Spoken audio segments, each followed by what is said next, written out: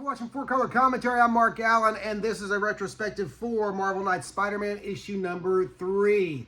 Now, the action and the drama continues here in issue number 3. I tell you, this continues to be. I'm already up to through the first 12 issues of this series, and this is. I'm just going to say it right now. This is the best, certainly the best Spider-Man story of any I read since the Bronze Age. Okay, I don't know if Marvel Knights Spider-Man, the first 12 issues anyway, I don't know if it has gotten the hardcover treatment, the omnibus treatment, but it certainly needs it. This has been a great series. And what I found out, incidentally, before we get into the actual what goes on in the book, because it's pretty straightforward, this issue is the battle issue. That is a battle issue, and it fits perfectly into the story, and it's just what we needed.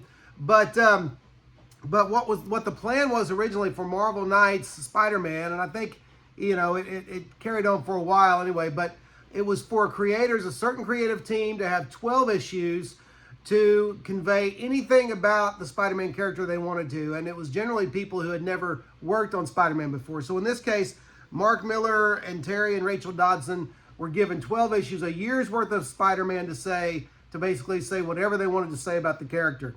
And it was spectacular, no pun intended.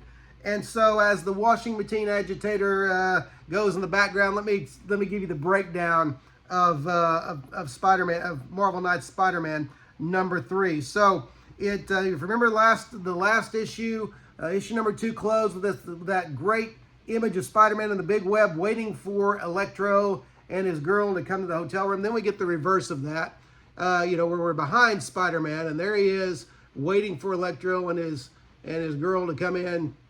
And so from there, as you can imagine, his super-powered smackdown begins, okay? And it lasts more than halfway through the book. And in the process of the fight, Spider-Man is grilling Electro about May's whereabouts and who's taking her. And again, spoilers ahead. Here's your warning.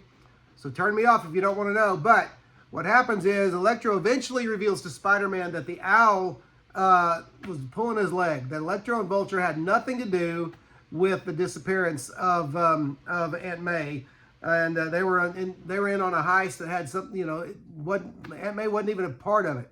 And so anyway, I do want to follow up on something I had said before about Terry and Rachel Dodson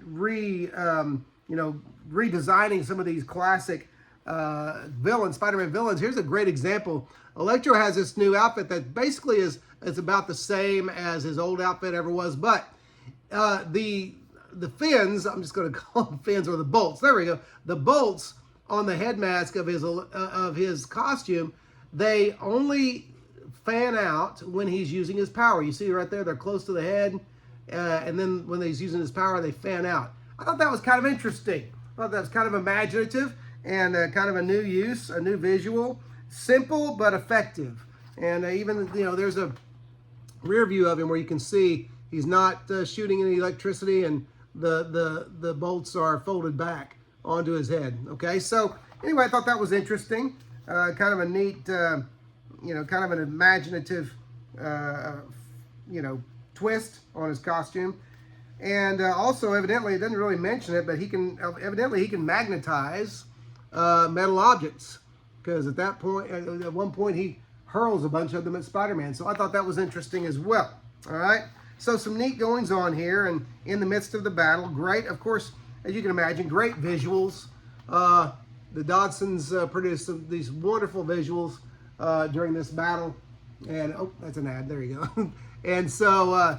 Lots of fun. This is just a fun book to read.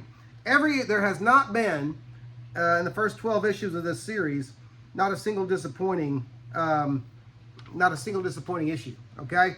So, again, cannot recommend this, at least these first 12 issues of MK Spider-Man highly enough. Now, the battle ends with Spider-Man being, really just electrocuted. He's standing in a pool of water, and he really catches the full brunt of the electrical charge that Electro sends at him, and falls several stories and bounces off a car. And at that point, he is picked up by the EMTs, who just want to see to his health, his safety.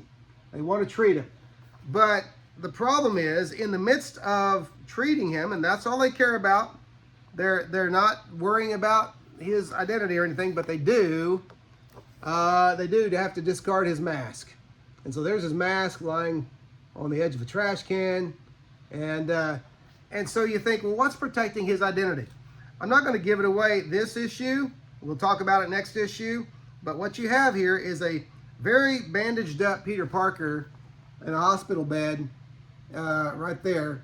And again, you know, Miller comes up with just a really imaginative way of safeguarding Peter's identity, okay, despite that event. So at the end, Spider-Man / Peter Parker is lying helpless in a hospital bed, and you have another old villain with a great costume upgrade and redesign break in to victimize him at his most helpless, and it is, of course, the Vulture in that dark. Love that black costume with the red collar.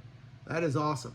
And even the dialogue, everything about this book just pops. The last two panels, the nurse, she says, "This isn't fair. You can't do this. He doesn't even know where he is, you jerk." And then the reveal, he says, what does the Vulture say? "Take a look at the Discovery Channel, sweetheart. This is what vultures do." And I love that. And I love the redesign.